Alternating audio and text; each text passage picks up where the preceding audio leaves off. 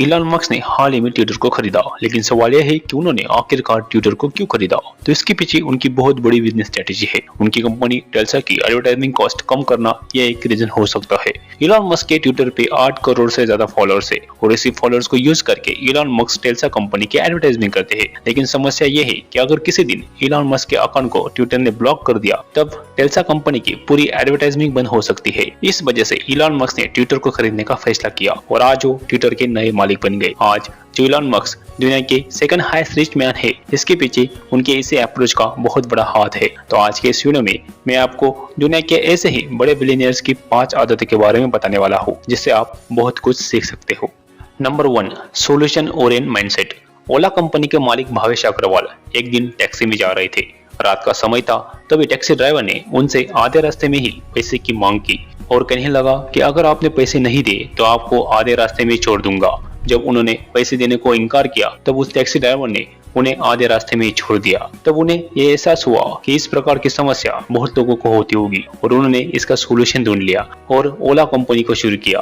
आज जितने भी बड़े बड़े बिजनेस है, ये बिजनेस सब प्रॉब्लम सॉल्व करने के लिए शुरू किए गए हैं। इसी को सोल्यूशन ओरिएंटेड माइंडसेट कहते हैं और ऐसा माइंडसेट एक दिन में डेवलप नहीं होता, वो हमारी आदत में होना चाहिए। आज जो बड़े बड़े बिजनेसमैन है, वही आज बिलियनियर्स भी है और उनकी यही आदत उनको रिच बनाती है।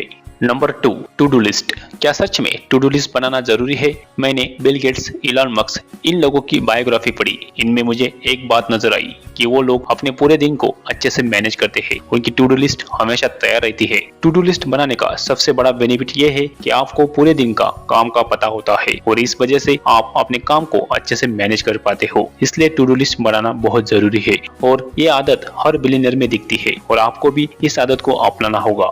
Number 3, time management. आपने इलॉन मस्क की 5 मिनट्स ब्लॉकिंग सिस्टम के बारे में सुना होगा। वो अपने काम को 5 मिनट्स के ब्लॉक में डिवाइड करते हैं। वो हमेशा कम समय में ज्यादा काम करने की कोशिश करते हैं, इसलिए वो आज इतने बड़े सक्सेसफुल इंसान बन गए हैं। टाइम मैनेजमेंट की आपने बहुत मिसालें सुनी होगी, लेकिन फिर भी अगर आप टाइम मैनेज नहीं कर पाते हो तो आपको इसके ऊपर काम करना होगा। अपने टाइम को मैनेज करके अपने काम को अच्छा बनाना होगा।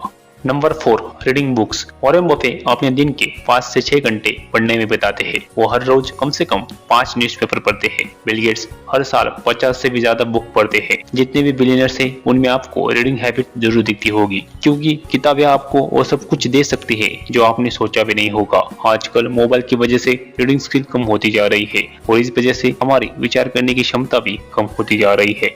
Number 5, learning attitude. किताबें पढ़ने की आदत जिन लोगों को होती है, उनमें लर्निंग एटीट्यूड भी पाया जाता है। ऐसे लोग हमेशा कुछ न कुछ सीखते ही रहते हैं। वो छोटे बच्चे से भी बहुत कुछ सीख लेते हैं। वो हमेशा सीखने के ऊपर भर देते हैं। आप कौन से भी स्टेज में हो, आपका सीखना कभी खत्म नहीं होना चाहिए। इसलिए ये आदत आपको अपनानी होगी।